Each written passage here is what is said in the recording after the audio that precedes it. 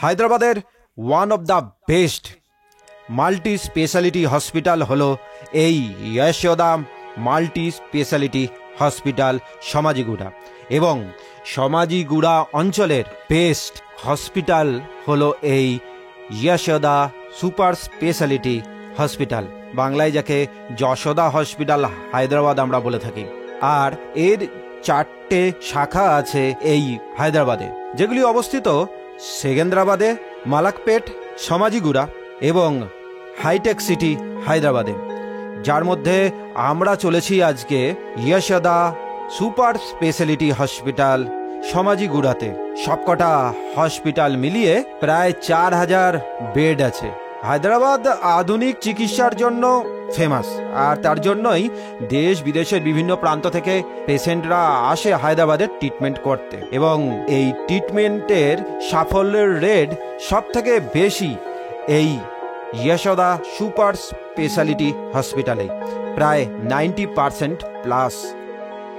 আর আমরা আজকে যে যশোদা সুপার স্পেশালিটি হসপিটাল সমাজিগুড়াতে এসছি, এখানকার টোটাল বেড সংখ্যা 550, ডাক্তার সংখ্যা 346, নার্স সংখ্যা 462।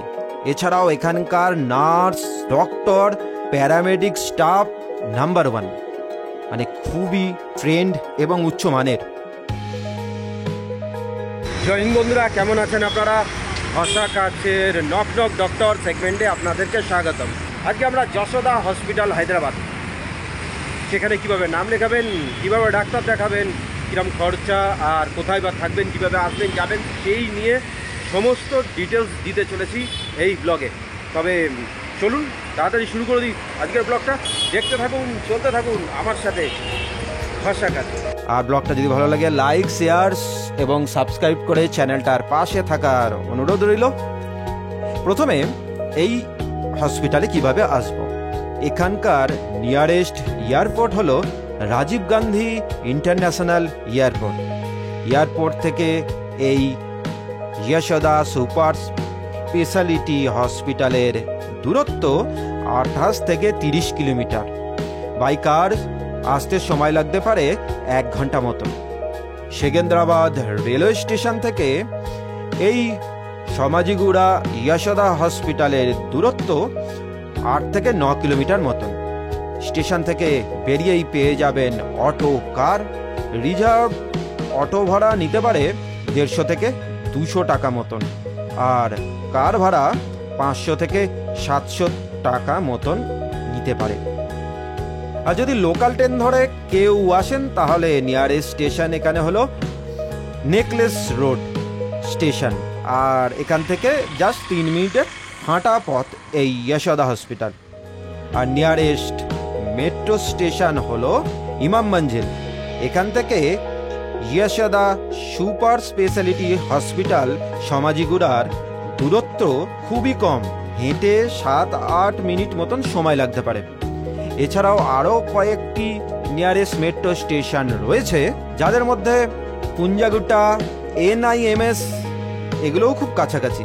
এই মেট্রো স্টেশনগুলোর থেকে হেঁটে এই যশোদা হসপিটাল সমাজিগুড়াতে আসতে সময় লাগতে পারে 8 থেকে 9 মিনিট, মানে 10 মিনিটের মধ্যেই চলে আসতে পারবেন পায়ে হেঁটে। আর নিয়ারেস্ট বাস স্ট্যান্ড হলো সমাজিগুড়া বাস স্ট্যান্ড। বাস স্ট্যান্ড থেকে এই যশোদা সুপার স্পেশালিটি হসপিটাল সমাজিগুড়ার দূরত্ব ওই 370 বা 380 মিটার মতন। পায়ে হেঁটে সময় লাগতে পারে 5 থেকে 6 মিনিট মতন। চলুন এবার জানিয়ে দিই কোথায় থাকবেন। থাকার জন্য সব থেকে ভালো একটা হোটেলের সন্ধান দিচ্ছি, যেখান থেকে LB প্রসাদ, AIG ওল্ড হসপিটাল এবং এই যশোদা হসপিটাল সবকটাই প্রায় ওয়াকিং ডিস্টেন্স। ওই যে সামনে নীল রঙের শেড দেখতে পাচ্ছেন, ওইটাই হচ্ছে যশোদা হসপিটাল। আর হোটেলের এই হলো নাম আর অ্যাড্রেস। আর এটা হলো এখানকার প্রাইস লিস্ট। তো প্রাইস লিস্টে যাই লেখা থাকুক না কেন, বার্গেনিং করে নেবেন। আমি কিন্তু ডবল বেডেড AC রুম 1000 টাকায় পেয়েছিলাম। এছাড়াও আমি বেশ কিছু হোটেলের বুকিং নাম্বার আমি দিয়ে দেবো আমার ডেসক্রিপশন বক্সে। ও আর হ্যাঁ, ব্লগের প্রথমে বলতে ভুলে গিয়েছিলাম, তাই এখন জানিয়ে দিচ্ছি এখানকার অ্যাড্রেসটা। এখানকার অ্যাড্রেসটা হলো 6-3-905 রাজভবন রোড, মাথানগর, সমাজিগুড়া, হায়দ্রাবাদ। এটা হচ্ছে এখানকার অ্যাড্রেস। আর এখানকার গুগল লোকেশনও আমি দিয়ে দেবো আমার এই ভিডিওর ডেসক্রিপশন বক্সে। চলুন এইবার তাহলে নাম বুকিংয়ের পালা। যদি কেউ অনলাইন নাম বুকিং করে এখানে আসতে চান, তাহলে যদি ভারতীয় হন তাহলে ফোন নাম্বারটি হলো 914045674567। আর যদি আপনারা ইন্টারন্যাশনাল পেশেন্ট হয়ে থাকেন, মানে ভারতের বাইরে কোনো দেশ থেকে আসছেন এখানে, তাহলে নাম বুকিংয়ের জন্য নাম্বারটি হলো +914066000066। এই নাম্বারে ফোন করে নাম বুকিং করে এখানে আসতে পারবেন। আর হ্যাঁ, 24x7 মানে সারা দিন সব দিন এই নাম্বারে ফোন করে আপনারা অ্যাপয়েন্টমেন্ট নিতে পারবেন ডক্টরের। আর যদি ওয়েবসাইটে গিয়ে নাম বুকিং করতে চান, তাহলে www.yashodahospitals.com। স্পেলিংটা বলে দিই, YASHODAHOSPITALS.com। এখানে গিয়ে আপনারা যে যশোদা হসপিটালের নাম নথিভুক্ত করতে চান বা ডাক্তার দেখাতে চান, সেই হসপিটালের ওপর ক্লিক করে সেখান থেকে আপনারা নির্দিষ্ট জায়গাতে গিয়ে একটুখানি স্ক্রলিং করলেই আপনারা বুকিং প্রসেসের সমস্ত ইনফরমেশন পেয়ে যাবেন এবং আপনারা এখান থেকে বুকিং করতে পারবেন ডক্টর। আর যদি ডক্টর বুকিং না করে, মানে অনলাইনে ডক্টর বুকিং না করে আসেন, তাহলে এই হসপিটালের ভেতরে ঢুকেই এখানে একটা মেশিন বসানো আছে, সেখানে গিয়েও আপনারা নিজেদের নাম রেজিস্ট্রেশন করতে পারবেন। এখানে হচ্ছে আপনার নাম, অ্যাড্রেস, সিটি, জেন্ডার ইত্যাদি হচ্ছে ইনপুট করে কিবোর্ড থেকে লিখে এন্ট্রি করে নিতে পারবেন। বা একটা পাশে কাগজ দেখুন, এই যে প্যাডের মতন রয়েছে, এখানে গিয়েও আপনারা আপনাদের যাবতীয় ডিটেলস লিখে জমা দিতে হবে এই সাইডের ডেস্কগুলোতে। এখানে এসে আপনারা ওটা জমা দিন এবং অবশ্যই যে ডাক্তার দেখাবেন তার নির্ধারিত ফিসটা দিন। এবং ডক্টর যদি অ্যাভেলেবেল থাকে তাহলে আপনারা দেখাতে পারবেন সেই দিনই, মানে যেদিন আপনারা অ্যাপয়েন্টমেন্ট নিয়েছেন সেদিন। যদি দিনের দিনই দেখাতে হয় তাহলে এমার্জেন্সি চলে যান এবং সেখান থেকে এমার্জেন্সি প্রসেসে ডাক্তার দেখিয়ে নিতে পারবেন। তবে একটা কথা জানিয়ে রাখি যে এখানে এসে বুক করতে চাইলে বা এমার্জেন্সিতে গিয়ে বুক করতে চাইলে আপনারা সব সময় যে সব ডাক্তারকে পাবেন এমন কোনো কথা নেই। যে ডাক্তার অ্যাভেলেবেল রয়েছে তাকেই আপনারা দেখাতে পারবেন। আর যদি আগে থেকে বুক করেন তাহলে তো আপনারা দেখেই নিচ্ছেন কবে কোন ডাক্তার অ্যাভেলেবেল রয়েছে, সেই অনুযায়ী আপনারা অ্যাপয়েন্টমেন্ট নিতে পারেন। আর কোন কোন ডাক্তার যেদিন গেছেন সেদিন অ্যাভেলেবেল নয় তার লিস্টটাও এখানে দিয়ে দেওয়া থাকে, এটাও দেখে নিতে পারেন। অ্যাপয়েন্টমেন্ট নেওয়ার পর আপনার যে ফ্লোরে ডাক্তার বসছে সেই ফ্লোরে চলে যান এবং সেখানে নার্সের ডেস্কে গিয়ে জমা দিন আর একটু ওয়েট করুন। নাম ধরে ডাকলেই আপনারা গিয়ে ডাক্তার দেখিয়ে নিতে পারবেন। আর যে কোনো রকমের টেস্টের জন্য বিভিন্ন ফ্লোরে বিভিন্ন বিভাগ রয়েছে, সেখান থেকে গিয়ে আপনারা টেস্ট করে নিতে পারবেন এবং নির্ধারিত কাউন্টারে গিয়ে টেস্টের রিপোর্টও আপনারা পেয়ে যেতে পারবেন। তো এই হলো এখানকার ডাক্তার দেখানোর সিস্টেম।